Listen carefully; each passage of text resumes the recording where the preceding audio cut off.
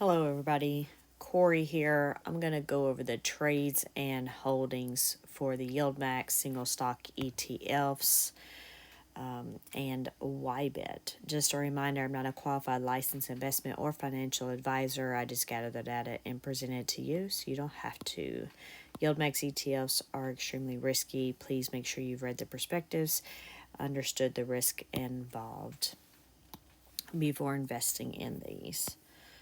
All right, so we are going to jump straight in to the trades here.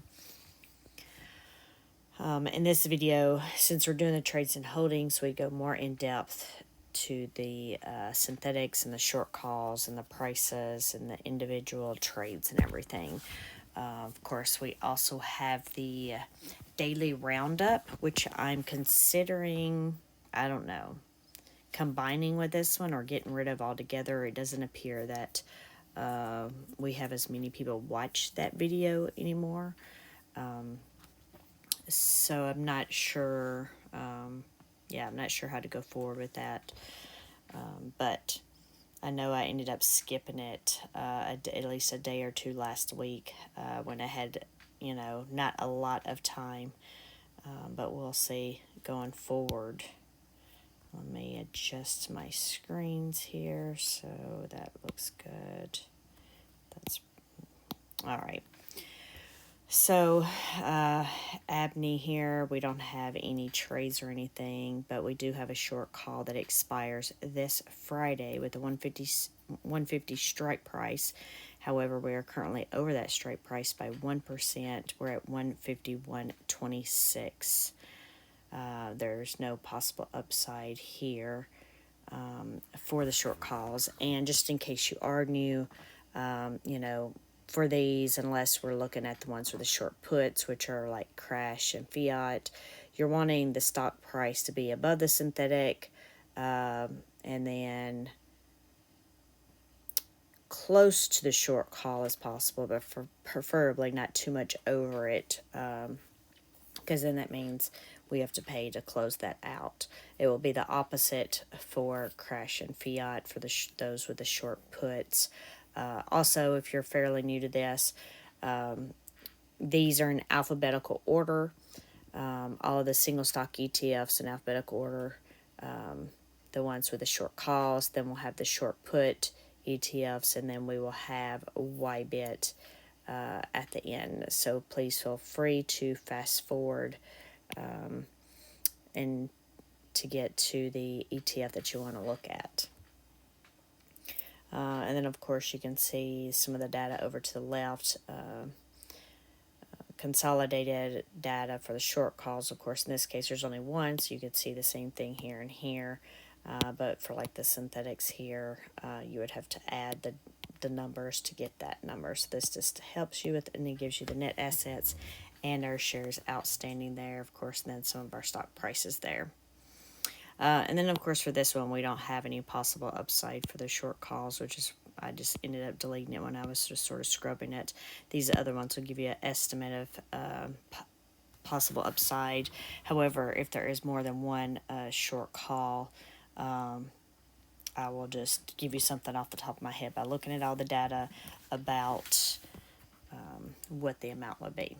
But anyway, so it just gives you a quick overview in case you are new to watching these.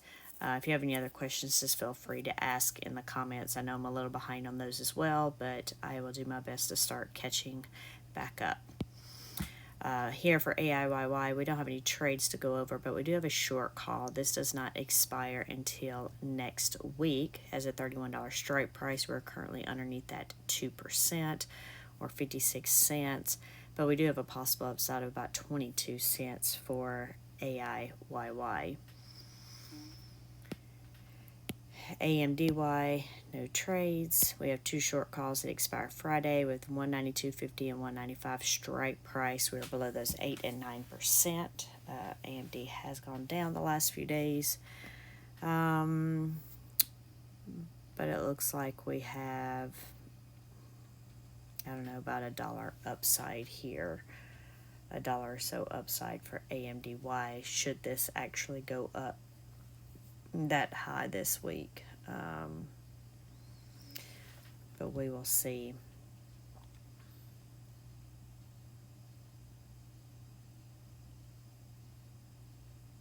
Okay, sorry. I was looking at some of those numbers on AMDY. Let's move on to AMZ here.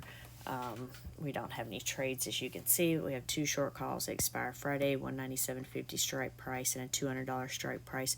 We're under those 2 and 3%. Our shares about evenly split there. So we're looking at about 25-cent upside here for AMZ for the short calls. Then we have Apple here. They added 60 contracts to the synthetic and to the short call with the 237.50 strike price. We do have 3 short calls overall. We did close at 234.82, which I didn't even realize until today that Apple was up that much. Obviously, I've been out. I haven't been totally following all the stocks and everything out there, right, while I've been on vacation. So I'm a little off on some of these. Got to play catch up, but yeah, so we're over the first strike price, which is 232.50. We're over that by 1%. And then we have the 235. We're only below that by 18 cents. And then we have the 237.50, which we're below by 1%. We might have a few cent upside here, maybe 5-10 cents maybe, if we could go up to the 237.50 for the short call. But meow. All right, so we'll move on to Coney here. So we have 2 strike prices here. We're over both of these. So we're 227.50, which we're over 11%, and then 230, we're over 9%. So we don't have a possible upside for the short calls. Of course, it could go up based on the synthetic market value there. As you can see today, before we started, we were over yesterday's price, and we still ended up going up 22 cents. But coin did go up, roughly $10 there. For Dizzo here, so we did have some closing trades, so let's look at that. You can see here for their synthetic, they closed out those. They had the strike price of 105. They were going to expire this Friday. Now we have a new strike price at 95, and this is pushed out to September 20th. Also note here, we closed out 23.10, and our new position is 23.50, and we also have this short call. So they added 40 contracts to the synthetic, and then 40 contracts to the short call with the $100 strike price there. And then you can see all of the individual prices of all of those there. But overall, they ended up paying out almost $2.6 million for those trades. So if we look over here, we have 2 short calls. We have a $99 strike price, which we're only under 53 cents, and then we have a $100 strike price, we're under $1.53. Looks like we have an upside of about 9 cents there for Dizzo's short calls. And then we have Phoebe here. They added 35 contracts to the synthetic position and created a new short call with a 502.50 strike price. We're currently underneath that one, 3%. We also have 3 more short calls here, 515 strike price, 517.50 strike price, and then we also have a $555 strike price. So we're underneath all of these 3, 5, or 12%. The majority of the contracts are sitting at the 517.50. So we're looking somewhere around an 80-cent upside here for the short calls for Phoebe. Then we have a GDXY. They added 220 contracts to the synthetic position and created a new short call with a $40 strike price. Of course, we closed at $39.28 today, so we're underneath that 2% or 72 cents. And then we have the $38 and $39 strike price, which were over both of these 3 and 1%. So no upside here for the short calls for GDXY. Then we have GUI. They added 100 contracts to the synthetic position and created a new short call that will expire next week with a $195 strike price. We also have 2 short calls that expired this Friday, $187.50 and $195. We're underneath those 2 and 6%. Looks like we have about a 89-cent upside here for the short calls for GUI. Then we have JPMO, short call that expires Friday, a $207.50 strike price. However, we're currently over that by 3%, so no upside here possible for the short calls for JPMO. Could still possibly go up again a little bit depending on the market value of these synthetic positions. Then we have Murney here with a short call of 120 with the 129 strike price, which we're currently under by 3%. So we have a possible upside of 47 cents for Murney. Then we have MSFO. They've added 45 contracts to the synthetic position and created a new short call that will expire next week with a $457.50 short call. We're currently underneath that 2%. Then we have the short call that expires this week with a $462.50 strike price, which are underneath 3%. We're looking at about a possible upside of 59 cents here for MSFO's short calls. Misty here. The short calls and the synthetics expire this week. So our synthetic is $15.50, which we're over 7%. But then we have our short call with a $14.55 strike price, and we're over that by 14%. So our synthetic is bringing the stock price up $2, and our short calls bringing the stock price down $3.67. And I apologize here. I did that before I had to correct the short call. So hold on one second. That's Misty. What I will do, copy.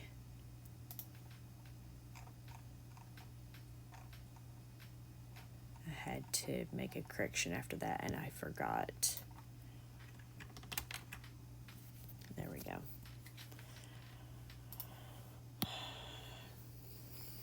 All right, so if we had to close this out today, our short call would cost us $53 million to close out. Because MicroStrategy is over that strike price, about $210.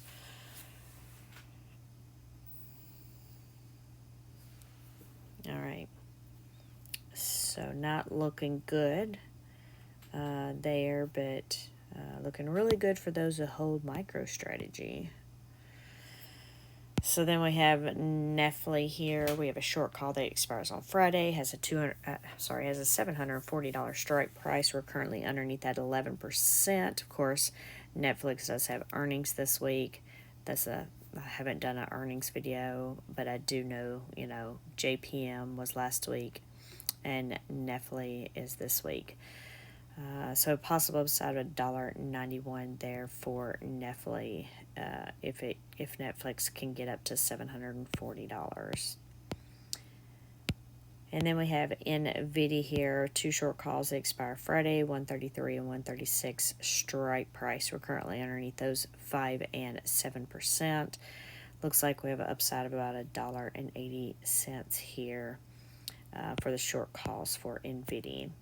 As far as OARC goes, it looks like they've closed out 400 contracts for the synthetic and the short call. We are over our short call. It looks like it's gone up about $1.50 here.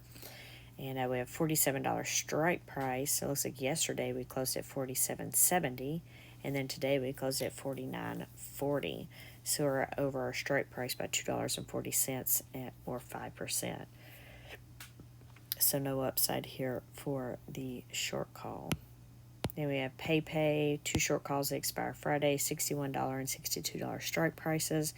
We are over the $61 by 81 cents, and we're under the $62 by 19 cents. So no upside here for the short calls, or you might have a few cents, 1 to 4 cents, something like that. Of course, if it actually goes up, it's probably going to go up based on the synthetic value. Then we have Snowy here, 2 short calls that expire Friday, 143 and 144 strike price, which were underneath 5%. Looks like we have a possible upside of around 77 cents for Snowy's short calls. Then we have Squee. It looks like some people have sold out of this one. I've closed out 180 contracts for the synthetic and the short call with a $71 strike price. It does look like we are over that $71 strike price by 2% or $1.07. And then we have a short call with a $72.50, which we're underneath 1% or 43 cents. It's odd looking here. So Squee was the same closing price yesterday and today, and Block just went up 1 cent today. So interesting. So no upside here for the short calls for Squee. Then we have Tesla here. It's interesting. I didn't color this one, so let me look.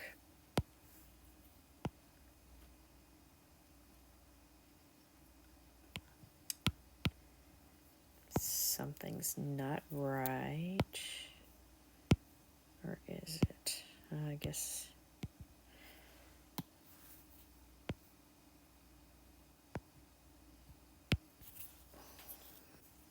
Alright, so I don't quite know why, but this is not new, and that's not new. Those were added. So I'm not exactly sure why, I don't know, that those had come across as new earlier. Especially when I didn't see that issue with the rest of these. That doesn't mean it didn't happen.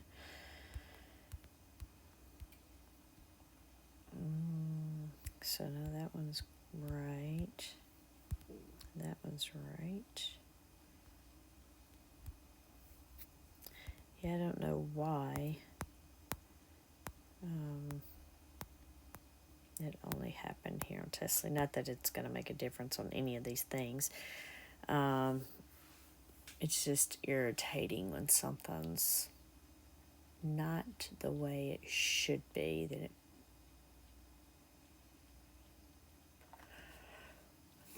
But anyway, so here they've added 1,005 contracts to the synthetic. And then they've created a new short call that will expire next week with a $282.50 strike price, which are currently under 9%. We also have the short call that expires this week with a $275 strike price, and we're underneath that 7%. Looks like we have possible upside of about $1.11 or so for Tesla's short calls.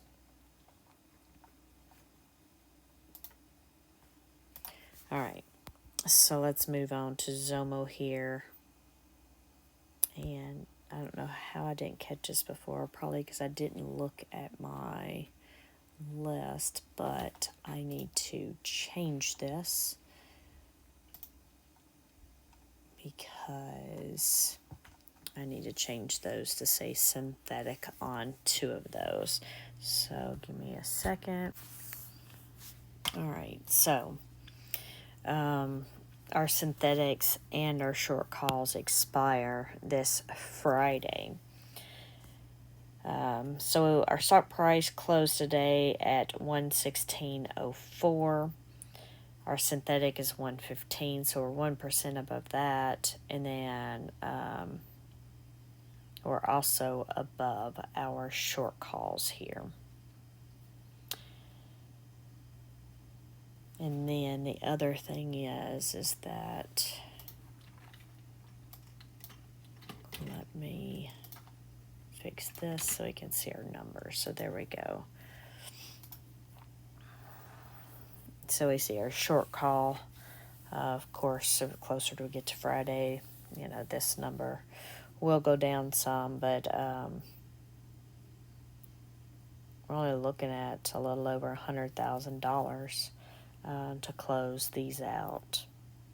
Of course, that doesn't count the new positions, but just for the ones that we have here. But we don't have any upside here for our short call since we're already over those strike prices. All right, so let's go over short ETFs here. We don't have any trades for those.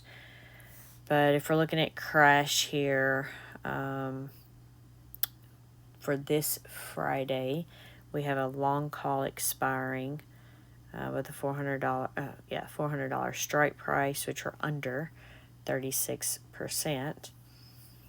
And then we have a short put with a $237.50 strike price, and we're above that 4%. And so both of those will expire on Friday. And then if we go down to FIAT, we have two short puts that will expire. We're at 207.50, which we're above 21%. And then we have the 212.50, and we're above that by 18%.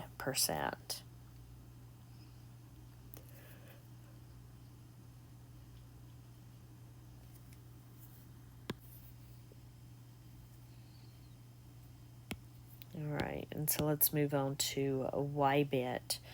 And this one actually has some closure, so let's look at this.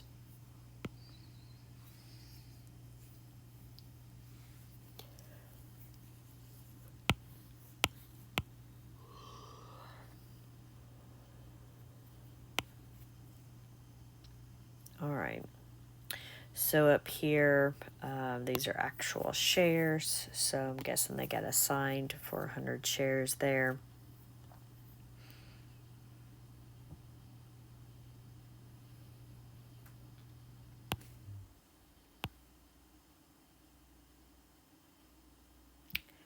So I'm looking at these. And I actually should look to make sure these numbers match up.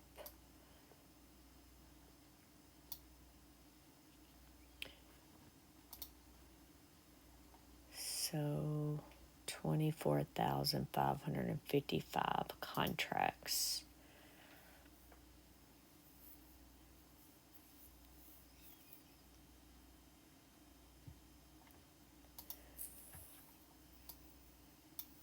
All right.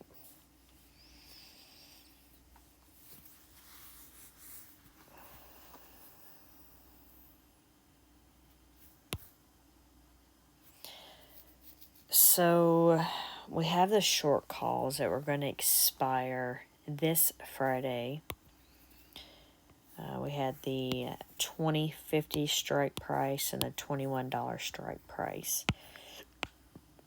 Of course, we were at $22.85 at the close today. It looks like it cost us somewhere around $5 million to close those out. And then we have the new ones. We'll have a $24.50 and $24 strike price there. And we'll actually see that over here on the holdings. We just can't see the closures on the holdings. But so we can see those new short calls there with that 24 and 24.50, and we can see that 22.85 over there. So we're currently underneath those 5 and 7%. Of course, we have our synthetic positions with the $35 strike prices. Those will expire in a couple of weeks. But we are underneath that strike price by 35%. And as far as our short calls go and the upside, our shares are somewhat split there. We're looking at about, I don't know, somewhere around 36 cents or so upside here for YBIT for those short calls. Anyway, that will be it for the holdings. And thanks for hanging out with me, guys, and sticking in there with me. I appreciate it, and I'll talk to y'all later. Bye.